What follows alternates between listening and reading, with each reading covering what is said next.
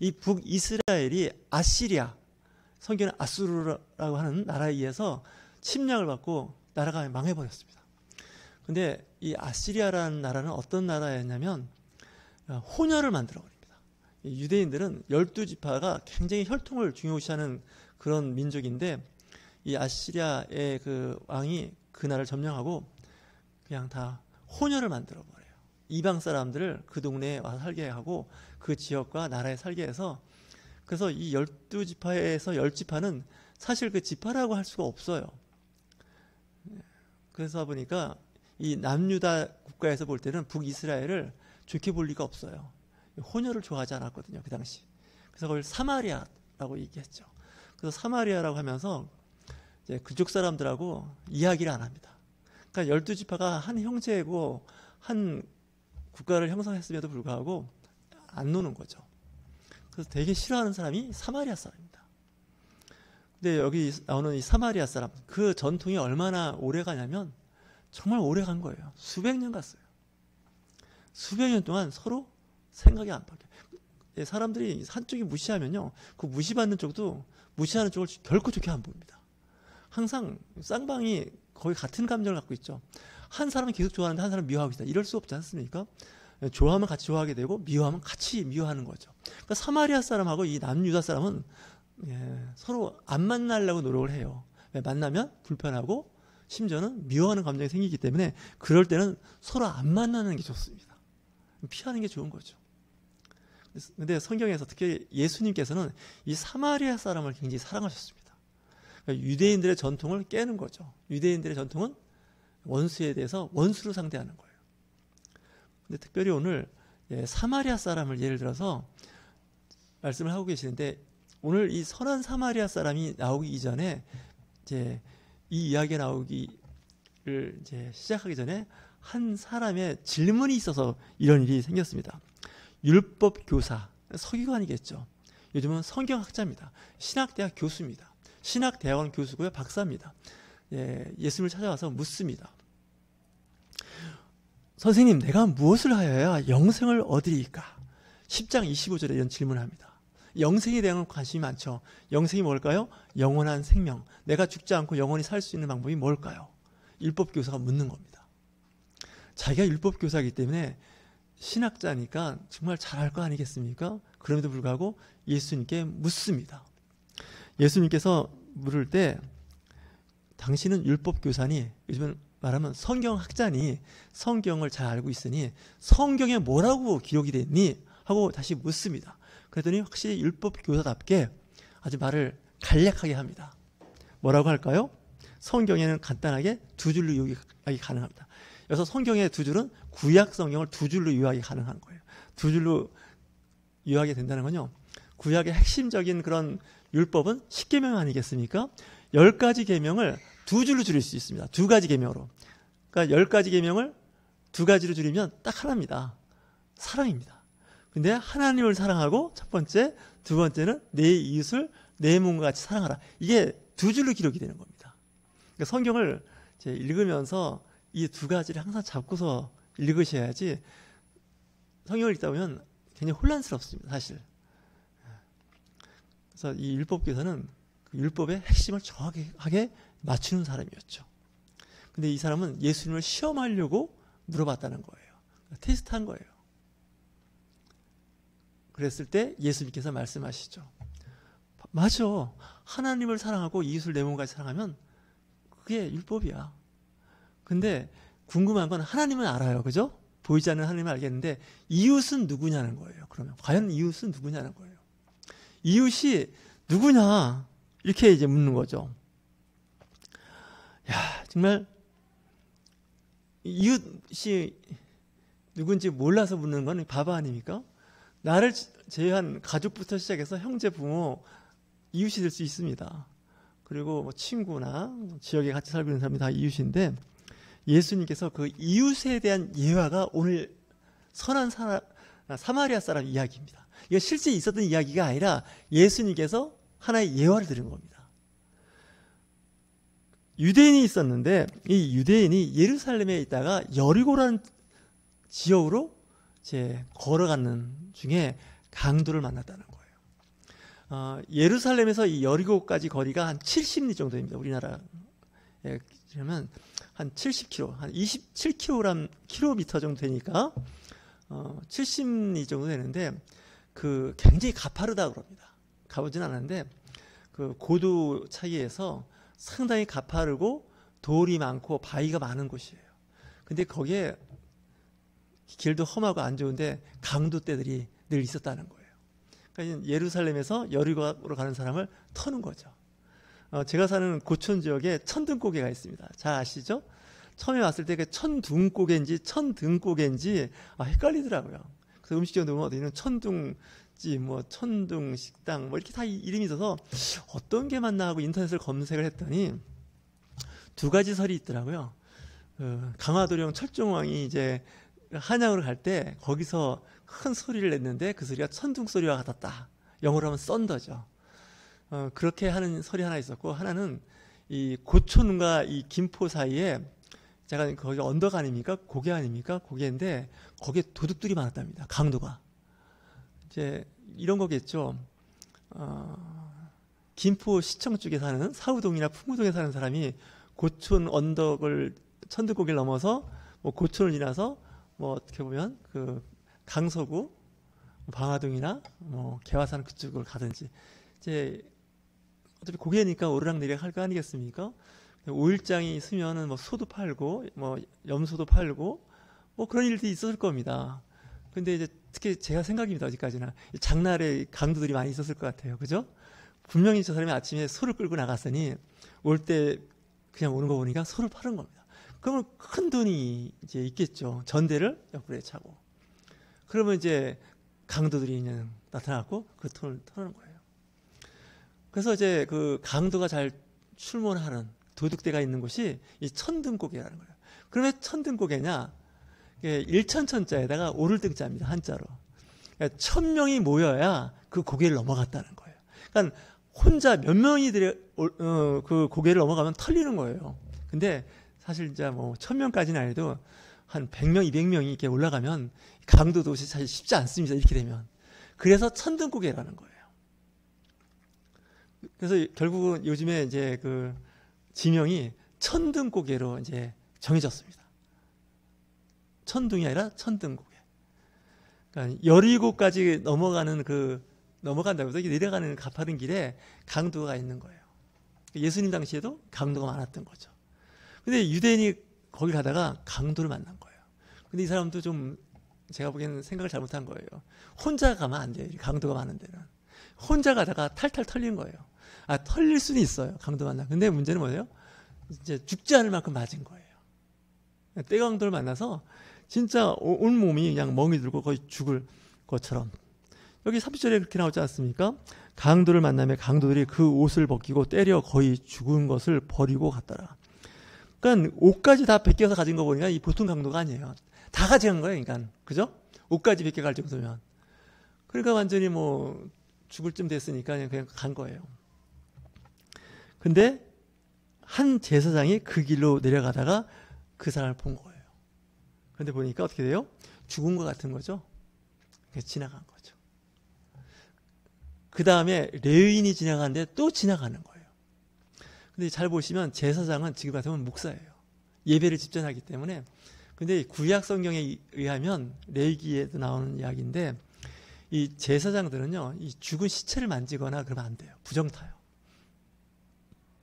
레위인도 제사장 계열의 사람들이기 때문에 죽은 사람, 이런 사람을 만지면 부정하다 이렇게 되는 거죠.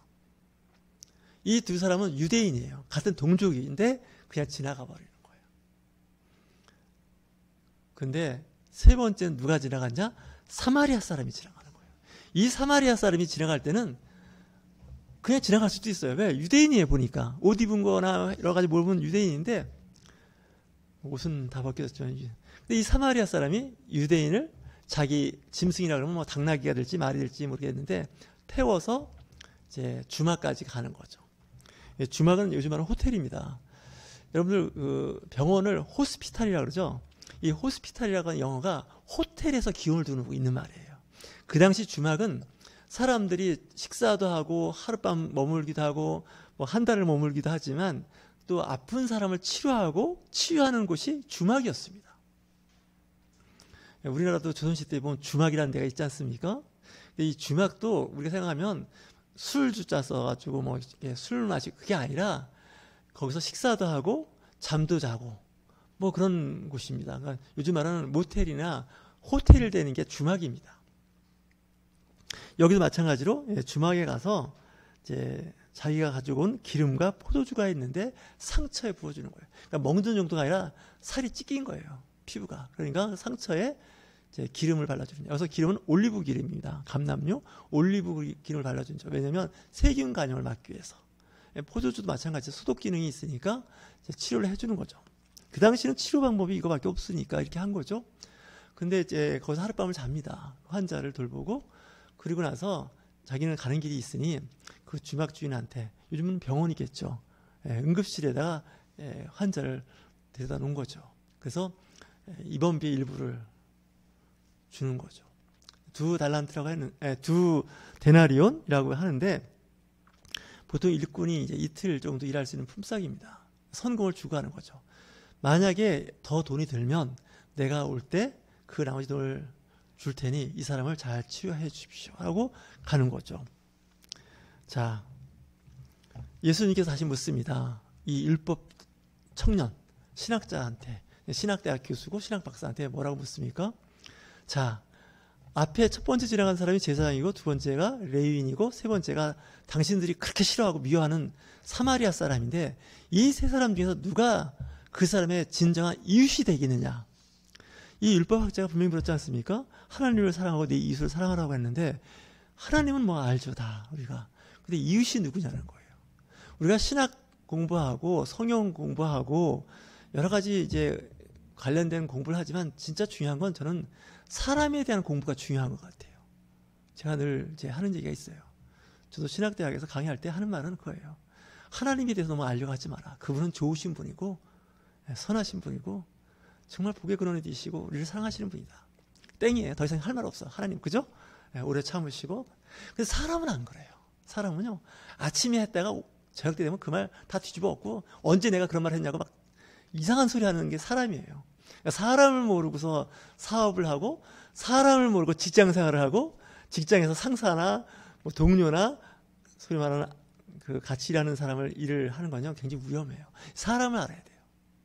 사람을 아는 학문이 뭘까요? 인문학입니다. 잘하잖아요. 신을 중심으로 해서 신학을 공부할 게 아니라 좀 인문학의 공부를 해보라고. 사람은 무엇을 먹고 사는가, 무엇을 좋아하는가, 어떻게 인정받고 싶은가, 이걸 모르고 직장생활하는 건 바보예요. 직장에, 회사에 사장님이 원하는 게 있어요. 또 상사가 원하는 게 있고요, 동료가 원하는 게 있고요, 아랫사람이 원하는 게 있어요. 이걸 잘 헤아리지 못하면요, 이 기독교인들이 실수해요. 마치 신앙생활을 제사장이나 레위 사람처럼 신앙생활을 하는 거예요. 율법적으로 맞아요. 문제 하나도 없어요. 왜? 제사장이 지금 제사를 이제 하러 가는 거 아니겠습니까? 예, 목사님이 목사로서 예배를 인도하러 가는 길이에요. 근데 이런 사람 돌보다가 어떻게 해요? 예배 시간 놓치는 거예요. 내가 지금 부흥회 강사로 부흥회 가다가 이런 사람 만나면 어떻게 해요? 전화하는 거예요. 나 오늘 부흥회 오늘 첫날인데 좀 오늘은 못합니다. 기도하시고 그냥 가세요. 그러면 아마 난리 날 거예요. 그죠?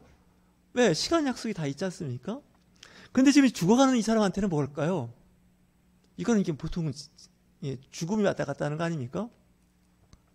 중국에도 이야기도 그런 말이 있습니다. 비가 오는데 수레바퀴가 지나가면 이제 그 땅이 파이면서 흙이 파이면서 물이 좀 고이겠죠. 수레바퀴 자죽에 거기에 어떤 물고기가 있는 거예요. 근데 어떤 사람이 지나가는데 나 좀 살려달라고. 나 지금 이 수레바퀴 자죽에 지금 물이 조금 있는데 거기에 내가 물고기 나가 여기 있는데 나를 빨리 여기서 좀 물 있는 데로 옮겨주지 않으면 나 말라 죽는다. 그랬더니 지나간 나가 오늘 나 좀 바쁘거든. 내가 갔다가 오다가 구해줄게. 그랬더니 물고기가 무슨 뭐라고 얘기하는 줄 아세요? 당신 갔다 오면 나 말라 죽는다. 생각을 해보세요. 수레바퀴 지나가는 그 물 조금 있는데 물고기가 있는데 금방 말르잖아요. 그죠?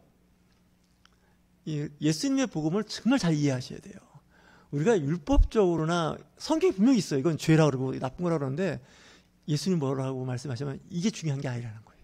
이 사람을 살리라는 거예요. 사람을. 근데 그 사람은 어떤 사람이에요? 평상시 나를 싫어하는 사람이에요. 나를 미워하는 사람이에요. 그리고 나만 그런 게 아니에요. 우리 형제 부모가 다 싫어하는 사람이에요. 우리 부모 형제가 싫어하는 게 아니라 그 이상 우리 민족, 우리 국가가 싫어해요.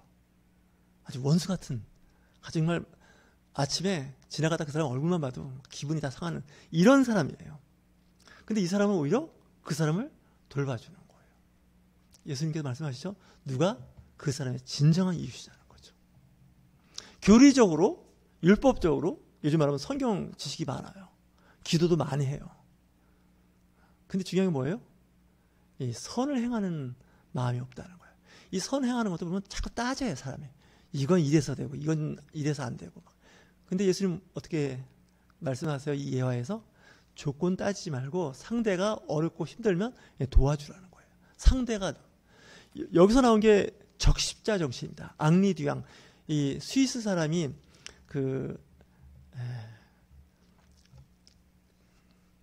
적십자를 창건했지 않습니까?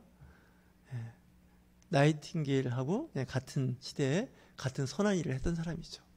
그 적십자 정신이 뭔지 아십니까? 적군이든 아군이든 전쟁터에서 부상당한 사람이 있으면 가리지 말고 치료해 주라는 거예요. 적십자 정신이 이게 중요한 거예요. 거기는 사상이 있고요. 이념이 다 달라요. 종교도 달라요. 그래서 지금도 병원 에서도 이건 뭐 세계 어느 나라든지요. 병원에서의 그 정신은요. 당신이 무슬림입니까? 당신이 힌두교 사람입니까? 불교인입니까? 기독교인입니까? 그걸 따지지 않아요. 여러분 입원 수속할 때 종교 쓰게 돼 있습니까? 뭐 쓰게 돼 있는 데도 있는지 모르겠어요. 무슬림들은 이제 그 음식 만들어줄 때 돼지고기 주면 안 되니까 뭐 그런 것도 배려죠. 안 따진단 말이에요. 불교 병원에 가서 입원할 수도 있고, 그죠? 기독교 병원에 가서 입원할 수도 있고 치료받을 수도 있어요. 근데 그걸 자꾸 따지고 그러는 사람들은요, 내가 보면 미성숙한 사람들이에요. 제가 보기엔 그래요. 불교나 힌두나 무슬림도 기독교 병원 와서 맹장 수술할 수도 있고, 그죠? 암 수술할 수도 있고 응급 조치를 받을 수가 있어요. 이건 전 세계가 다 똑같이 적용하고 있는 거죠. 그 정신이 오늘 이 누가복음 10장 선한 사마리아 사람들 이야기에서 나오는 거예요. 굉장히 거룩한 거죠. 그래서 이 기독교가 굉장히 중요한 신앙이에요. 이방 종교 나하고 다 달라요. 심지어는 원수 국가야. 대대손손 원수 국가야. 근데 그가 와서 도움을 구할 때는 어떻게 해요? 살려주는 거죠. 예수님께서 말씀하시죠. 당신이 믿는 기독교인, 당신도 기독교인, 그 사람이 진짜 이웃이 아니라 당신의 목숨을 살려주고 도와준 무슬림이, 힌두가, 불교가 당신의 진정한 이웃이라는 거예요. 믿으십니까? 예, 아멘도 안 하시는 분위기 같은데 이 기독교인들이 이게 문제예요. 정말 이게 문제예요. 아주 마음이 좁아요. 기독교인들이. 왜?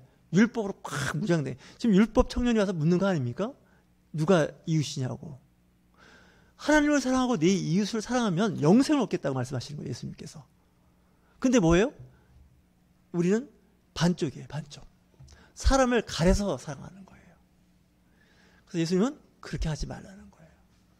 여러분, 나와 생각과 뜻이 다른 사람이 있어요.